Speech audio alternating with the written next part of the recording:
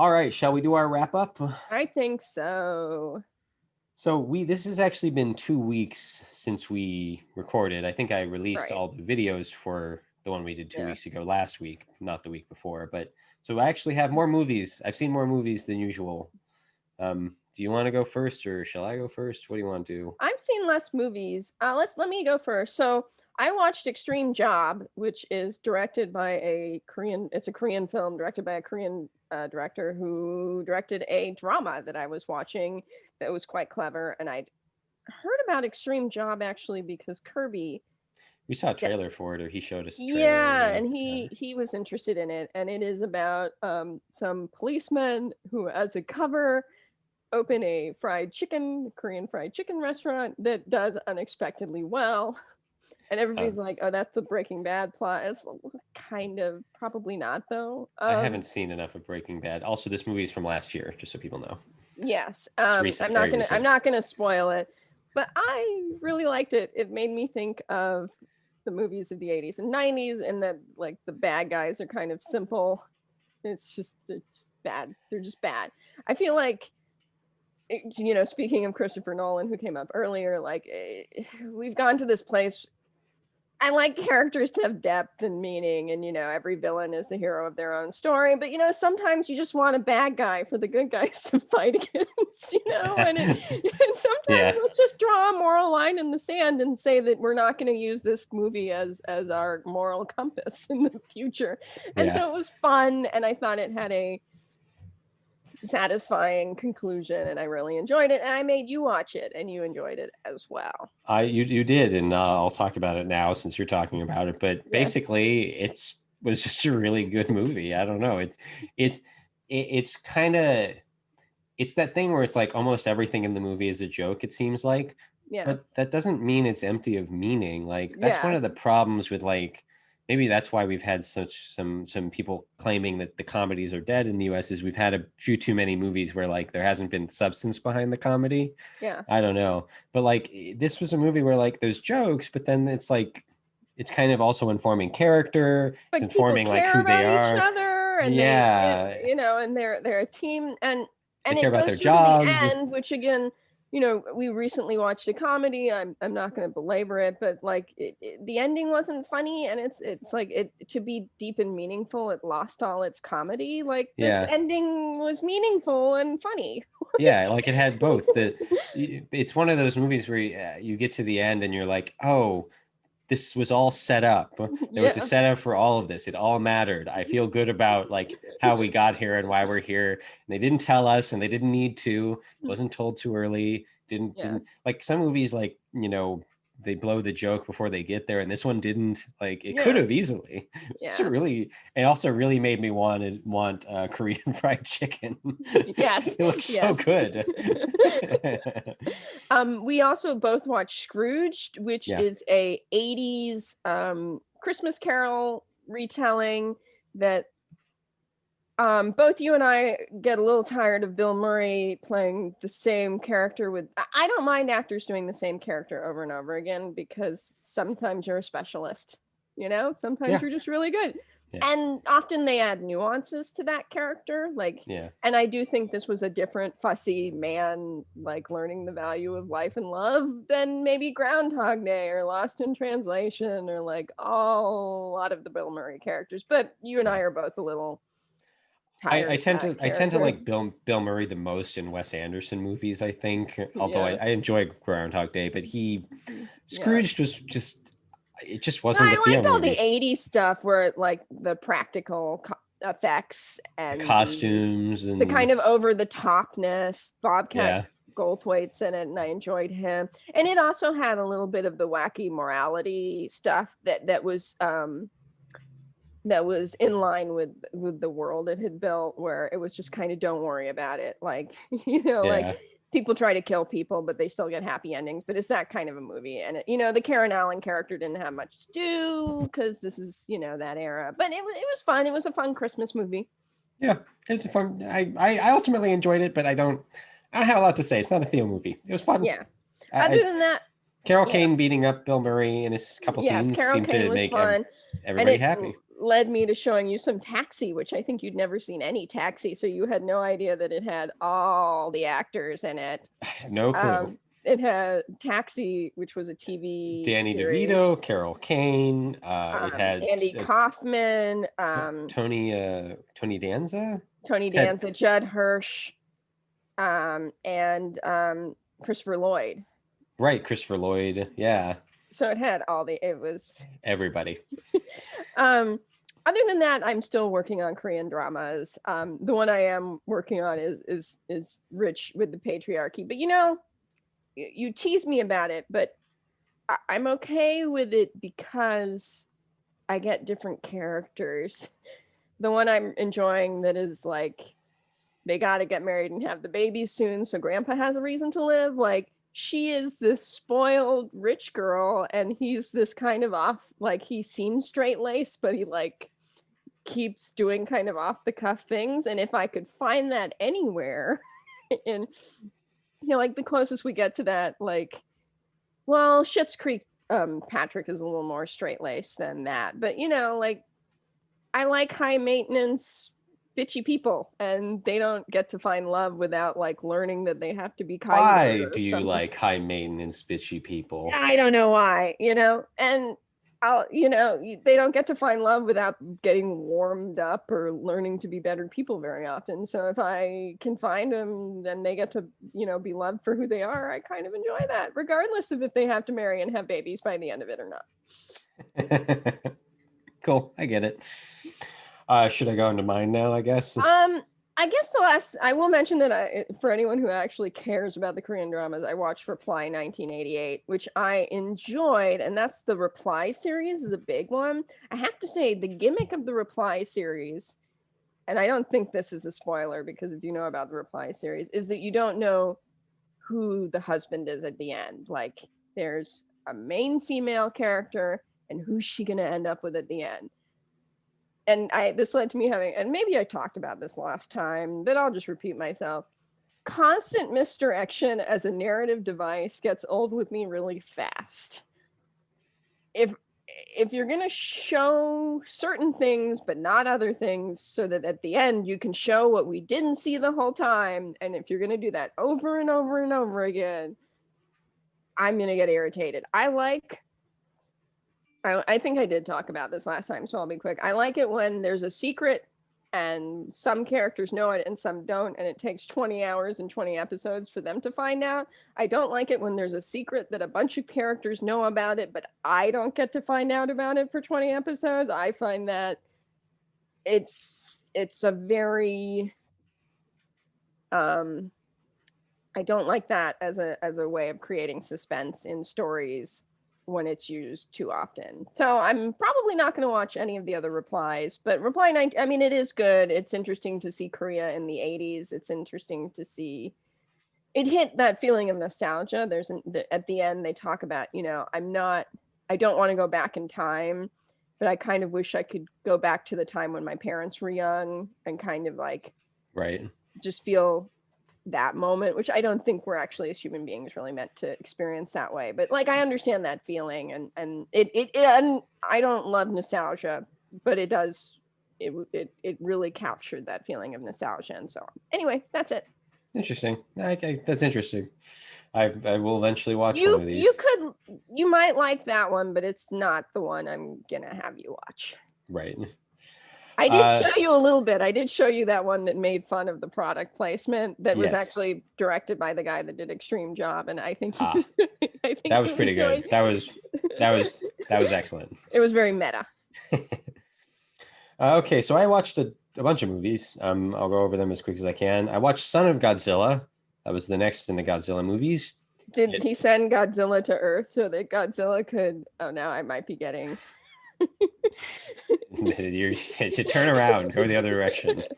It might be the worst of the Godzillas I've seen, except for Godzilla Raids Again. Godzilla Raids Again was very dull as far as I remember.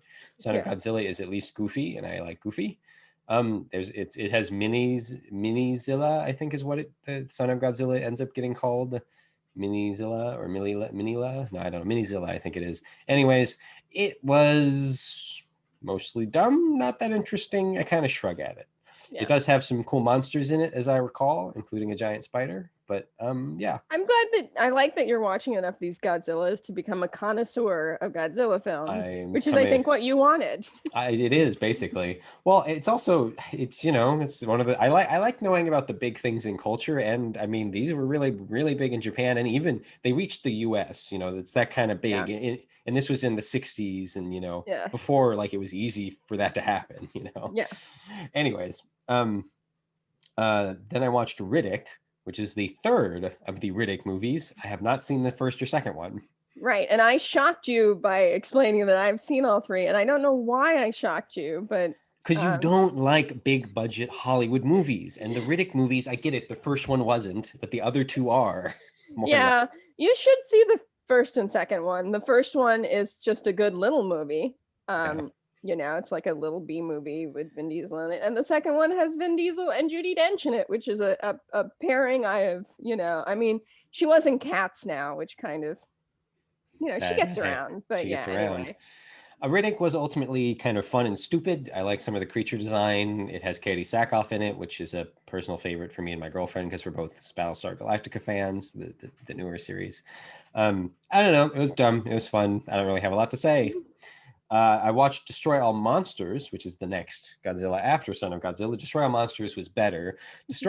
Monsters just start showing up like that you've never heard of. And I'm like, is there like a TV series in Japan that happened between this? Were there toys? Like, where are these guys showing Godzilla up from? starts fighting Bob, and you're like, who's Bob? Where did Bob come from? Bob? Did I miss a movie? I can't have missed a movie. I've got them all in my collection. Anyways, I would research it, but I don't want to spoil anything for myself because it's ultimately still a little fun to be spoiled or to be surprised. So eventually I'll report on this, but maybe they were in non-Godzilla movies and they brought like a comic book, like the Godzilla universe includes other movies that don't have Godzilla in them or something. Yeah. Destroy All Monsters was really neat. It's probably one of the better ones. I don't know like any of the like lore of what's good or bad. Like I liked Destroy All Monsters a fair bit. It's different than the rest of them. It's kind of got a different style. I don't know. It was just really neat. It was a different director, I think. Because there's one director, I think Ishiro Honda, I think that's his name, who did like a bunch of the ones from this era. But then there's like a couple that were done by other people. And this was, I think, one done by another person. And it's kind of clever. There's a piece of it like Monster Island, which makes me be like, oh, so that's where Jurassic Park came from. It ends up being. I think Grant Morrison references that in The Invisibles. Did you ever read The Invisibles? No. I might have. I think, didn't I borrow that from you or something? No, I have a different one. Anyways, but so clever. You also have a lot of monsters and there's reasons and things happen and the plot's pretty good. And so it's a pretty solid movie, I thought. I watched Pygmalion, which was kind of an interesting. Watched. Oh, I forgot. You also watched. You forgot you watched that. My Fair Lady. Yeah. That on my list. So they're both. Let's just talk about them together, actually, because they're both the same story. They're both based off of the George Bernard or Bernard Shaw. I don't know. Bernard Shaw. I don't know. They're both based off of the play. Pygmalion is from 1938. I enjoyed it. It's a movie from 38. George Bernard Shaw. It's all three. I enjoyed it. It's not a great movie. It's a little dry and it doesn't like have any music really. And it's kind of just like a guy being an asshole to well, it's got a certain ideology, you might say, and it feels like it's selling you it a little bit. Yeah, it's kind of interesting because this is definitely like it. I mean, I guess spoilers. It's not really a spoiler, but it's almost like a communist kind of socialist movie, but it's from the 30s. And weirdly, I think you actually probably have more of those kind of movies from the 30s, right, than you will basically for any decade until like starting in the 90s probably or something, or the 2000s. Even now you don't really get a lot like that, but it's kind of about like how all it takes to be rich is to like act and sound like you're rich. And then like sort of what goes with that. So it's kind of an interesting little story. And the Pygmalion version was interesting. I don't know. I kind of liked it because it's older and it's kind of felt more pointed and it had more going with it. But then My Fair Lady is really colorful, and there's lots of, it's a musical, and there's some kind of fun songs, and it's stylized. So I kind of liked them both for different reasons. I didn't love either of them. I think you definitely liked My Fair Lady more, but yeah, I did like My Fair Lady more, just because I don't like it when characters exist so that ideas can be explored as much. I really struggle with that. It's just not my thing. I like it more than you, but I also have trouble with it. And My Fair Lady had a little bit of that crazy musical stuff where it's like, and the ending, like, it's all going in one direction, but like this is the 50s, 60s or whatever, so it's like, no, you have to it's like suddenly the ending doesn't match anything that happened before, and nothing, the ideology of it's a little more interesting to me, is what I'm saying. Got it. But yeah, no, those were interesting movies. I ultimately enjoyed both. Watched The Bigamist, which is Ida Lupino from 1953. Or that version, because I think there's been some other Bigamists, but it was interesting. I liked a bunch of what it was doing. I wish Ida Lupino had gotten to make it in like the 70s or something. I don't really know the full story behind her, but it was a really well done movie and had a lot of good dialogue and kind of interesting things going on. I almost wanted you to watch it, but I didn't ultimately think you'd like it that much. Wasn't quite sure there was enough there, but I think it pops up on lists of like movies that people really like, and like it's one that's been put forward a bunch. So I don't know, Bigamist, good movie. I finished Stargate Atlantis. I have now seen all 5 seasons of Stargate Atlantis. It's not as good as SG-1 or Universe, in my opinion. It's fun. It's got better writing in a couple seasons than others. Sometimes it gets really stupid. There's some acting that isn't great. It is Jason Momoa before he became really popular with Aquaman and other things and Game of Thrones. So I enjoyed it. I don't really have a lot to say because I don't think there's as much there as there's in other things. It's really the Dr. Rodney McKay show at a certain point. Did you rewatch Universe? No. Not yet.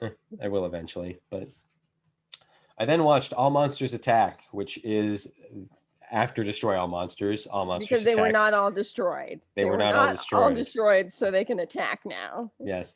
This one I also didn't like that much. It's ultimately like it centers on a kid. This is almost like the prequel movies to me for Star Wars, where like they've really made them more like kids movies, but not in the way where like everybody can enjoy it. Like All Monsters Attack is like a kid movie that not everyone can enjoy. There's some stuff that's fun in it, but I ultimately kind of like shrugged at it. I watched Too Fast, Too Furious, which I didn't realize. Too Fast and Too Furious? It was Too Fast and Too Furious. Like the first one, it's pretty silly. It's, I don't know, they're kind of dumb car porn movies. Like, I think it's not for you. I don't think it's not for me, but I also like, I kind of am appreciating the Fast and Furious movies. Like, they're not the kind of stupid where like I'm offended by it. It's just the kind of stupid where like, don't worry about it. We're just doing fun things. Like, don't think about it. Like, it's that kind of thing. And it does it well. Vin Diesel doesn't show up. I didn't realize that he wasn't in some of the Fast and Furious movies. But then we rewatched Die Hard, me and my girlfriend, because Christmas movie. That's Die Hard is good. It's a solid action movie from a prior era. In fact, it's the same year as Scrooge. I didn't know that. It's good. I like Die Hard. It's not great, but maybe it is great. I don't know. It is what it is. I like Die Hard. Then I watched Godzilla versus Hedorah. This might be my favorite of the Godzilla movies. So there's the first 2 Godzilla movies, which are kind of their own thing. I don't like Godzilla Raids Again, but I really like the original Godzilla. And then of the movies that are a part of this, like tons of Godzilla movies, Godzilla versus Hedorah might be my favorite. It's the first one from the 70s. And boy, oh boy, you know it's from the 70s. And I put it on the list for you, because even though you don't really know Godzilla movies, I just think there's something there that you'll enjoy. It is just... Well, you haven't told me what I'm watching this week, so you have I haven't. I don't actually know what I'm going to make you watch this week. But Godzilla versus Hedorah was great. I recommend it to anybody who wants to watch Godzilla movies. I watched The Muppet Christmas Carol. I like Muppet movies. It was cute. I didn't know the Christmas Carol story until then, and then later rewatched Scrooged. But Muppet's Christmas Carol movie was good. It's a Muppet movie, and it has Michael Caine. there's Jill showed me a meme for it where it's like, we're going to be in a Muppet movie, you know, you can have some fun. And Michael Caine is like, I'm going to play it utterly serious and with no winking at the camera. And it's like, you know what? It works. I dig it. Michael Caine, you're great. I watched 2 movies back to back. They're part of the 70s horror thing on Criterion. Let's Scare Jessica to Death and Don't Look Now. They're both excellent. They're both really interesting movies. I kind of want you to watch both of them. You've seen pieces of Don't Look Now, I think, right? And I know the overall story. You should really watch it, and I want to hear like a full opinion on it. But I'm not going to put it on the list because it's just a classic you should watch. Yeah, it's kind of already on a list for me anyway. Yeah, but Let's Scare Jessica to Death is one I definitely want you to watch. So I'm not really going to say a lot about it, but I liked it, and I really want to hear your thoughts on it. I don't. Again, I've already told you I don't know that you'll love it, but there's something to it. Right. And then I didn't mention this, but the only other movie I've got to talk about is The Avengers. Jill had a rough day and she wanted to watch a Marvel movie, so we watched The Avengers. And we don't always tell you because you're a poop and you make fun of us for these things. I really don't make hard fun of you for it, though. You're calling you say that, and then like what happens is like that for liking no. I get to finish. I say what happens is I watch something and something else, and then there's these movies you want me to watch, and then we watch The Avengers or something because Jill's tired or I'm tired or it's something dumb and stupid in the background, and then I tell you, and you're like, really? You're watching The Avengers? Really, Sarah? Yeah, but what did you say when I said, "Oh, I've seen all 3 Riddick films"? What did you say? I don't remember. Really? Really? Yes, but my really was like a surprise. Did you say really, or did you say really? My really was a surprise. Really, your really is a judgy really. Oh, okay. You can tell through the text messages, and you're calling me a hypocrite and saying that I would never like these Korean things if they were American.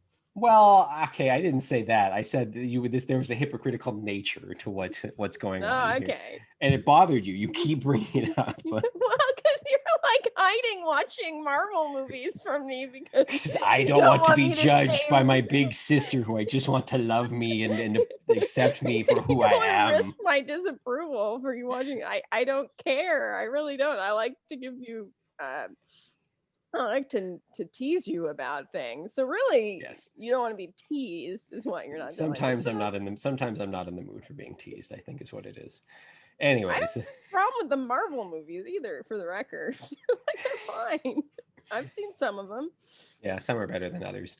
All right, I think that was enough sibling arguing for the viewing audience. This is like that argument we had before that one that we didn't record. Remember? I almost wish we had recorded that. Well, that one was a real argument. That was actually us. People listening. When you're really close to their sibling and you have thoughts about movies and these things you really care about, sometimes you argue about things, and after you're done arguing and you've gotten through it, you're like, we just had like an hour-long discussion about a movie that not a lot of people have seen from like 2 decades ago. A good movie, for the record. I don't even know. Anyways, did you have anything to say about The Avengers? No, it's my favorite of the team-up movies. I like it more than Infinity War and Endgame. I'm sorry to everybody who's a Marvel fan. Those movies are fine. They're good movies, or they're fine movies, whatever. It's all fine. We're all fine here. So what are we doing? So if we are watching bad good movies in the month of January, at least it'll be in January for anybody listening or viewing at home. We are theming them to be sci-fi, some of which may be very loosely defined as sci-fi. We haven't actually finished our list yet. As soon as we do, I will put it on Instagram or something so that people can follow along, and we'll try to tell people when we're watching what. But that is some of what we're going to be watching next week and the weeks going forward is bad, good sci-fi movies. Maybe some of them will just be bad. I don't know. I've looked at a few lists and I'm curious. I'm also probably going to watch like some more of the 70s horror stuff that's leaving the Criterion, and I might watch the movies I mentioned earlier, the 40-year-old version, and there's this movie called Dick Johnson is Dead that I want to watch, and so lots of stuff I want to watch. I'm going to watch whatever you tell me to watch. I forgot. I am currently watching another one of the unfortunate boy love genre. It's not an unfortunate genre. It's unfortunate that it's been tagged as BL, which stands for boy love, even though this is usually mature, consenting adults. if the genre becomes bigger, I imagine they're going to change it. But I'm actually watching one called, what would this be? Sanju Saimade Dote Dato Mahotsukunai.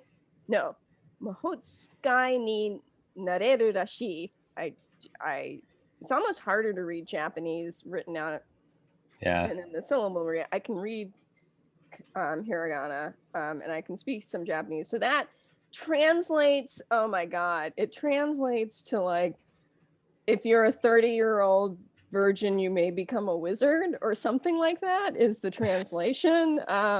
Okay. It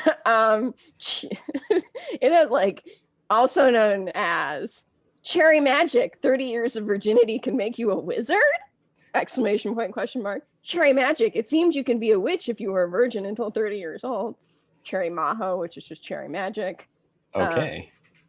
Which they've spelled multiple ways. Anyway, it's actually a lot of these dramas are low budget with everything that entails, unfortunately, but this one is Japanese and I'm enjoying watching something in Japanese again, and it's kind of cute and charming, and I don't really like fantasy setups for my rom-coms in general, but I'm just going with it. I think you would die of embarrassment watching it. There's a lot of like, because he touches people and he hears their thoughts because he's a 30-year-old virgin.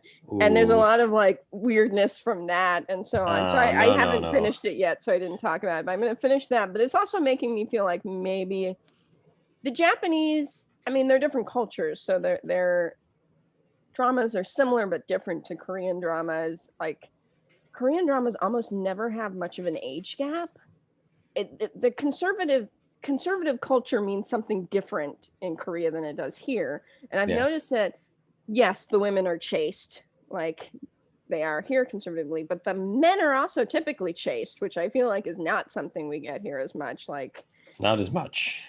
There's typically not much of an age difference. Like, I was even reading an article that was talking about this couple that got together on a drama, and they've stayed together despite their 9-year age difference. And like 9 years is a significant age difference, but like if you're looking at Hollywood, it's like nothing. I think I like Bruce Willis, someone in their like 20 or younger wife just popped up on some news feed. So yeah. But meanwhile, one of the Japanese dramas airing right now is specifically about a couple with a 20-year age gap. So it's just, you know, different thing. I mean, if I looked hard enough, I might be able to find that. Anyway, so I might watch a Japanese drama or two, but we'll see. Cool. We'll see. That's how I'm like changing it up a little. Are you going changing across the Korean or Japanese sea, or I think, you know, depending on which country you are in, they call it a different thing. But yeah, I don't know what that sea is called. Well, I should also mention, I didn't mention, I'm still working through Stargate SG-1, and we've actually been watching Rick and Morty sort of in the background occasionally. It's just a really easy show to throw on. Rick and Morty is actually pretty fun. It's funny. I don't know. There's some stuff in there that I'm not sure about, but fun. And we are probably going to start watching Dark, the last season, which came out a while ago, but I just need to catch up on, and The Expanse, which came out like a week ago, and I need to watch the latest season 4. But yeah. I think that covers everything for us. Did you watch the last season of Expanse? The previous? Okay. I watched the previous season, yeah. I've liked every season of The Expanse. I love The Expanse. It's a great show. And yeah, movies. I'm watching more movies for my staycation. I'm watching horror films, and maybe I'll make Jill watch like some of the stuff I've already seen. Maybe I'll show her stuff I already know about. Who knows? Yeah, and you got to figure out what I'm watching. I have to figure out what you're watching, but I have no clue what that is now. Okay. Cool. All right, everybody. We've talked for a very long time. We have. Thank you for joining us. Thank you for made it this far. If you've made it this far, thank you. I hope you enjoyed all the things. Have a good last week of the year, I think, or I guess this will be. I don't know when this is going to post, so maybe you've already had a good last week of the year. Anyways, have a nice day. Have a nice day. Bye. Bye.